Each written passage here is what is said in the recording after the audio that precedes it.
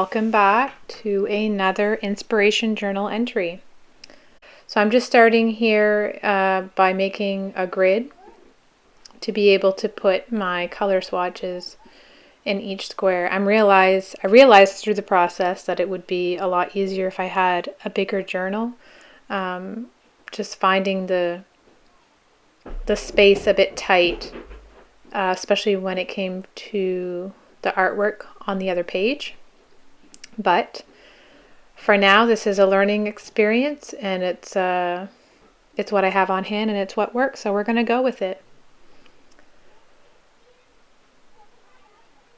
I would also suggest that to you guys as well, to just work with whatever you have. I have a tendency of going out and buying all the supplies. When I go in, I go 150% in.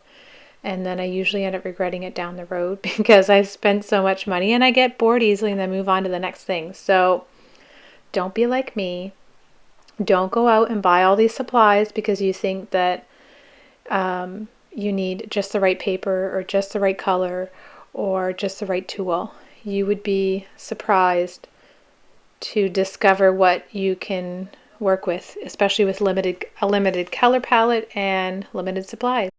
So here I am putting on the colors on my palette. I wanted to stick with the primary colors because again, my tendency is to go with the pretty colors out of the tube instead of mixing my colors, because I don't have the patience to mix colors in order to find the one that I want.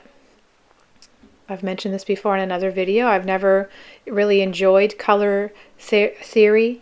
I can stare at the color wheel all day and still not know where to go or what to do next. So this is just a practice for myself, and recording it is just as much for myself as it is for you guys, because honestly, when you watch back, you relive the anxiety that you're feeling in the moment, but you also learn from your own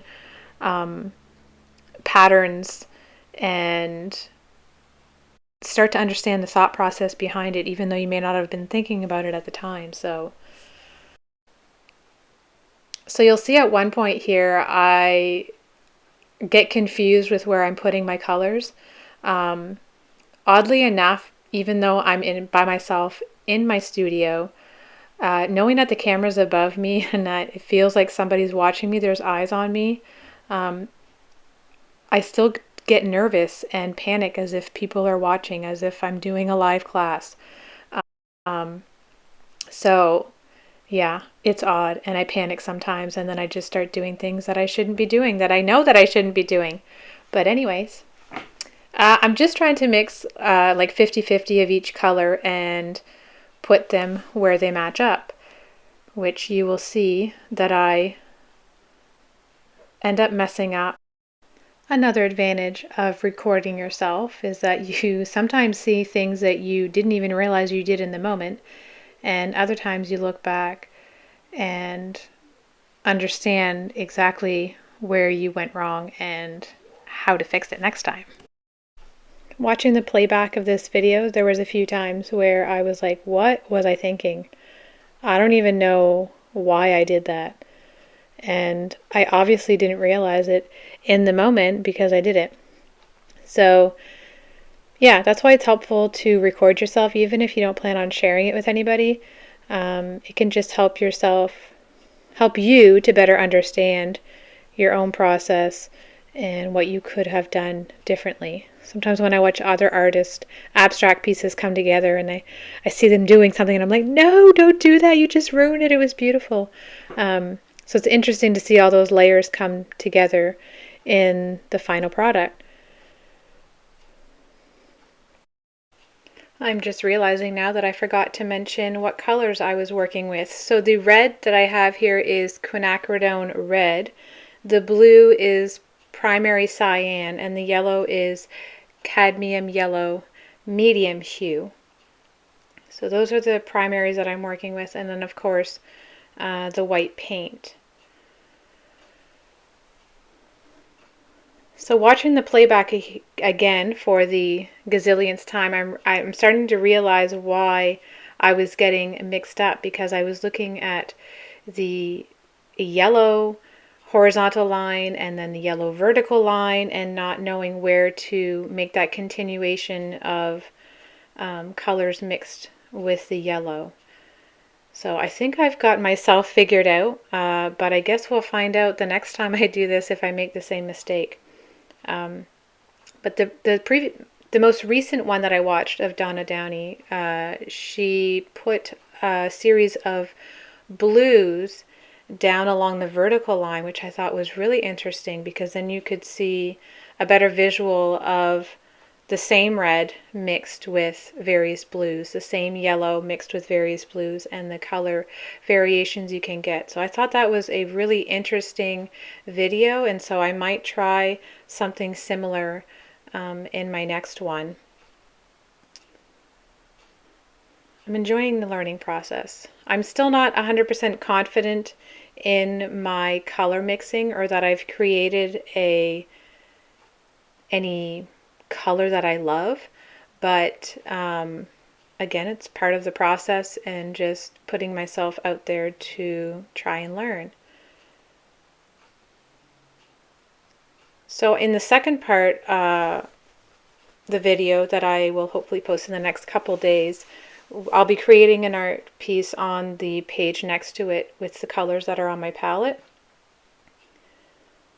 It's just an abstract piece. I was going to attempt to do florals again, but since I had done one in a recent video, I didn't want to do that again. I kind of want to try and do something different every time.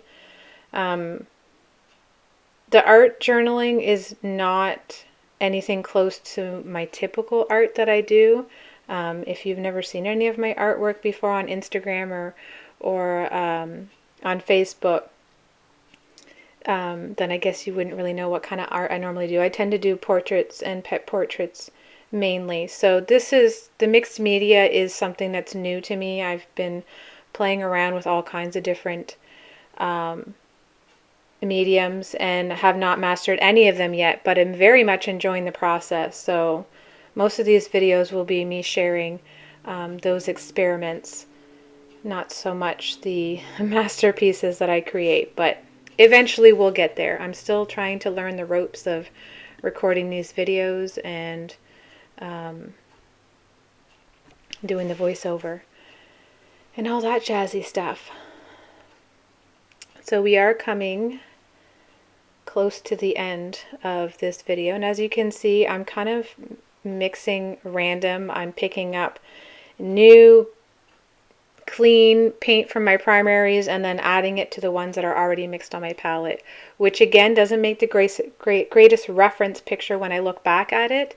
I'm not going to remember that I mixed it on a color that was previously made on my palette. So another reason why I'm going to have to redo this lesson with a bit more intention.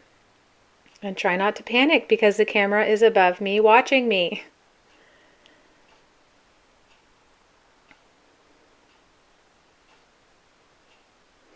If any of you guys have done this process before and you found some really great color combinations that you enjoyed mixing together, please feel free to comment below and give me some ideas, because I'd love to experiment with that and try them out. And right now I'm just writing down the colors that I use so that I don't forget that. And I will see you guys here in another few days to watch the second part of this video.